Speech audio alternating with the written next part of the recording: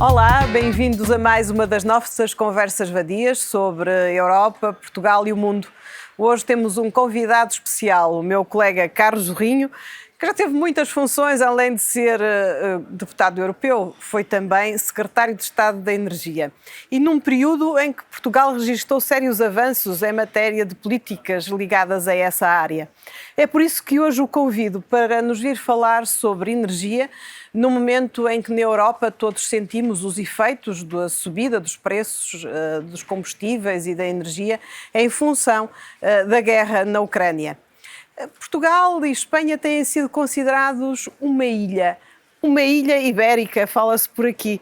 Então o que é isso da ilha ibérica, Carlos Zorrinho? Queres trocar por miúdos? Olá, muito bom dia. É com muito gosto que venho tentar trocar por miúdos estes conceitos que por vezes não são fáceis. A ilha energética resulta do facto de nós estarmos muito pouco interconectados. Quando nós produzimos muitas energias renováveis, felizmente fizemos uma aposta muito forte. Também importamos gás, também muitas vezes recorremos a outro tipo de energia nuclear que vem de França, mas temos uma espécie de um gargalo, ou seja, nós temos as ligações com França, têm sido sempre muito dificultadas, a França tem os seus interesses, porque quer vender a sua energia nuclear, e por isso nós temos um gargalo e por isso se fala da tal ilha energética. Como temos essa ilha energética, nós tratamos, e foi também na altura, há pouco referiste, em que eu fui Secretário de Estado da Energia e Inovação, nós concluímos um mini mercado ibérico, o MIBEL. Não devia ser assim. O mercado europeu da energia, como mercado interno, devia ser um mercado igual, mas não é um mercado muito fraturado. Isso, aliás, criou grandes possibilidades e fez com que a Rússia tivesse aproveitado mesmo as nossas fragilidades de autonomia estratégica, de falhas de mercado, de falhas de interconexões, para usar a energia como uma arma muito forte. Mas o facto de nós termos essa ilha energética, o facto de produzirmos muita energia renovável, o facto de só dependermos, e agora temos que seguir entre energia e eletricidade, estamos tudo a falar de eletricidade, o facto de, em termos de eletricidade, só dependermos cerca de 20% do gás, permitiu que a União Europeia nos deixasse fazer uma exceção ao mecanismo europeu de mercado, de formação do preço. E é preciso explicar como é que esse mecanismo funciona, porque é um mecanismo estranho e custa a compreender. O nome técnico é um modelo marginalista. O que é que significa ser um modelo marginalista? Nós, na eletricidade, como noutros tipos de energias, mas sobretudo na eletricidade, temos que ter eletricidade disponível quando as pessoas querem ligar o interruptor, que não podemos produzir eletricidade face à procura, não se encomenda a eletricidade. Tem-se eletricidade, liga-se a luz ou o que nós precisarmos de ligar. E então, para disponibilizar a eletricidade no sistema, usam-se energias de várias fontes. Podem ser de fontes fósseis, podem ser de fontes renováveis, podem ser o nuclear, como falei há pouco. Digamos que nós temos que ter disponível uma omelete. Acho que é fácil perceber assim a ideia do preço marginalista. Mas não conseguimos fazer a omelete necessária só com ovos da mesma ave. Temos que usar ovos de várias aves, neste caso, enfim, da galinha, da codorniz ou de outra ave qualquer. Ou como temos que colocar energia eólica, energia solar, biomassa e, neste caso, do preço marginalista, o preço final da omelete é o preço do último ovo. É o preço do último ovo. E no caso da energia é o preço do gás. E porquê que é o preço do gás? Porque o gás, nas centrais de ciclo combinado, funciona um bocadinho como um fogão. É aquela energia que se pode ligar no botão, carregar num momento, desligar a seguir e está. E, portanto, é normalmente o gás que fecha a oferta da energia. Como o gás tem o preço mais alto, como os russos fizeram com que o preço subisse ainda mais, a energia subiu de uma forma brutal. O que é que nos foi permitido? Como nós temos muita produção de energia renovável, como estamos mais ou menos fechados e, portanto, não contaminamos os outros mercados, porque senão vinham todos cá comprar. Como temos, como disse há pouco, uma incorporação relativa de gás mais baixa, foi-nos permitido estabelecer um preço de referência para o gás, 50 euros megawatt-hora, e o preço da eletricidade nós estamos a falar de impostos, as pessoas podem estar a pensar, mas afinal o preço não é assim tão baixo. Isso depois tem a ver com outra coisa que já não é energia, é a fiscalidade.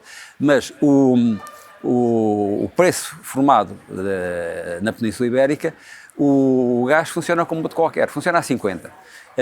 As outras energias entram ao preço que têm que entrar. Isso fez com que nós tivéssemos tido preços 15% a 20% mais baixos que os preços na Europa. Em alguns dias, aliás, preços brutalmente mais baixos do que os que têm sido praticados noutras zonas da Europa. E há uma questão que eu gostava de esclarecer, é que o gás entra a esse preço naquele dia, mas se depois se verificar que ele no mercado esteve mais caro, ele entra para a formação do preço, é esse preço de 50. Se depois verificar que ele esteve mais caro, o consumidor final, o vendedor final, o comerciador final, aquele que tem o contrato connosco e que nos vende a eletricidade, faz a compensação à empresa que vendeu o gás. O que significa também, e é para distribuir outro mito urbano, digamos assim, que este mecanismo ibérico não está a sobrecarregar aquilo que tecnicamente se chama o déficit tarifário, mas para as pessoas perceberem é a dívida futura. Quando, por exemplo, um governo decide, porque há um preço muito elevado, não seguir o preço do regulador e definir um preço para a eletricidade ou para outra energia qualquer, um preço político, isso aumenta o déficit tarifário, ou quando se fazia, hoje faz-se menos, incentivos às renováveis, aumentava o déficit tarifário, e isso significa dívida futura. Este mecanismo ibérico, o que tem permitido é preços mais competitivos para a indústria, preços mais baixos para as famílias e não aumentando a dívida pública. Claro que os comerciadores de gás têm ganho um pouco menos de margem, também assim não pagam o imposto de lucros excessivos, ou não pagam tanto, e é assim que o processo tem funcionado. A questão fundamental é, se este mecanismo, que também foi uma espécie de piloto, funcionou assim, bem, provavelmente nós vamos ter que aproveitar as ideias deste mecanismo para reformular o mercado elétrico na Europa toda. A Comissão Europeia tem uma prioridade nos primeiros 6 meses para fazer isso. Hoje mesmo eu vou ter várias reuniões com várias associações, países mesmo, que está-se a trabalhar muito arduamente na reformulação do processo do mercado. E um mecanismo de travão que os países europeus aprovaram, dizendo que o gás, se passar durante 3 dias, não foi preciso acioná-lo, mas se durante 3 dias o preço do gás na Europa passar 180 euros megawatt-hora, há uma espécie de um travão, também é já um pequeno sinal que o nosso mecanismo ibérico não só foi bom para os consumidores portugueses, para as empresas portuguesas, como talvez também seja inspirador para uma solução diferente para a União Europeia. Sim, porque precisamos de uma solução para a Europa. Ainda temos uma elevada pobreza energética e precisamos de compensar, de alguma forma, esta subida de preços, tornando a energia mais acessível para os cidadãos. Penso que esse é o grande desafio. Claro. Para além de fazermos a chamada transição energética, que na Península Ibérica foi adiantada, de certa forma, e com efeitos que agora se estão a ver. O que está agora a acontecer é a prova de que estivemos certos antes do tempo? Não, estivemos certos no tempo certo. É evidente que pagámos um bocadinho mais por isso, mas também temos hoje uma autonomia energética forte, estamos na primeira linha para a transição energética, nomeadamente, todos nós sabemos o grande interesse que tem sido manifestado pelo investimento, por exemplo, no hidrogénio verde. O hidrogénio verde, para ser verde, tem que ser produzido a partir de energias renováveis e, portanto, estivemos certos no tempo certo. Mas é preciso perceber os erros que cometemos na Europa, não é? E como os devemos corrigir. Em primeiro lugar, é preciso produzir ainda mais renováveis. Portugal produz muitas, pode produzir mais ainda.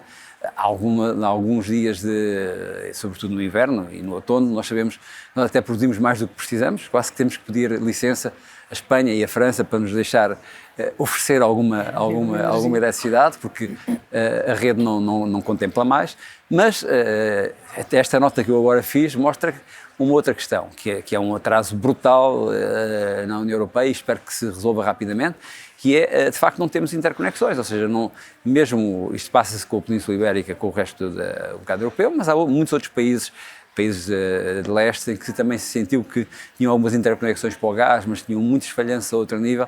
Há muitos bloqueios, há muitos egoísmos nacionais, e se não houver interconexões, nós podemos estar a produzir muito, mas depois não fazemos chegar a energia onde ela deve chegar. Depois temos que apostar muito na capacidade de armazenar energias renováveis, porque aquilo que dá a vantagem ao gás, e o gás tem dois problemas, tem um problema, não sendo tão mau como o carvão, emite gases com efeito de estufa, não é? Por outro lado, nós não somos autónomos estrategicamente em relação ao gás. Aquilo que é o grande benefício, como disse há pouco, do gás é ser armazenável, flexível, mas nós temos que encontrar formas de armazenar as energias renováveis, torná-las flexíveis, e o hidrogênio verde, nomeadamente a sua transformação em amónia, é de facto uma forma de armazenarmos a energia renovável. E depois temos que ter, primeiro, melhor regulação, vimos há pouco, em relação às lógicas dos mercados. Os mercados têm que ser, o preço tem que ser aquele que é, e não aquele que convém, a quem tem mais poder no mercado. E temos que ter medidas fortes em termos de combate à pobreza energética. Eu, em 2010, enfim, tive a oportunidade, quando foi criado o MIBEL, o tal mercado ibérico de eletricidade, de lançar a tarifa social para a eletricidade. Ainda hoje ela existe, é uma tarifa social paga pelas empresas, eles, enfim, têm protestado muito, mas é muito importante, é um contributo para a sociedade. Temos também em Portugal algo que também ficou nessa altura, embora se tenha privatizado digamos, as empresas e o processo e o mercado.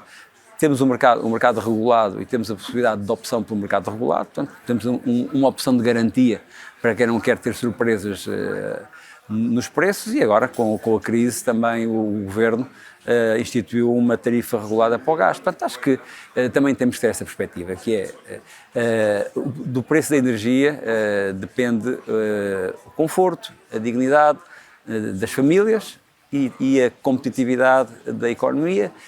A viabilidade, por exemplo, de tantos pequenos negócios, restaurantes, cafés, nós sabemos que a energia é 1/3 dos custos, às vezes mais, desses pequenos negócios enfim, e se nós não cuidarmos da energia, não teremos energia para vencer. E no final disto tudo, poderemos ter uma expectativa de que estes preços não vieram para ficar, ou o mercado vai se impor e vai capturar estes preços?